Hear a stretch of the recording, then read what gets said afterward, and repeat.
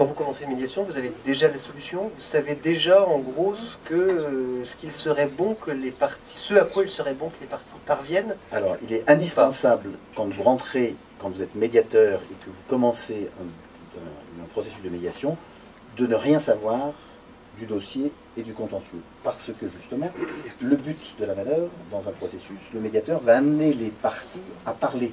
Et c'est parce qu'une partie va parler à l'autre par l'intermédiaire du médiateur que les choses petit à petit vont évoluer et qu'une parole qui n'arrivait pas à sortir va pouvoir sortir. Elle va pouvoir sortir aussi parce qu'il y a un principe pivot en matière de médiation qui est celui de la confidentialité. C'est-à-dire que tout ce qui se dit dans le cadre d'un processus de médiation, en cadre d'une réunion de médiation, reste confidentiel.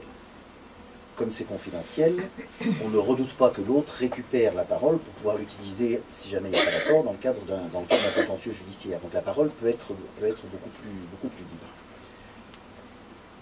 Je rentre dans un processus de médiation, je ne connais rien du dossier, et je ne connais donc évidemment pas quoi que ce soit quant à la solution qui va sortir de ce processus. C'est pas à toi de la suggérer.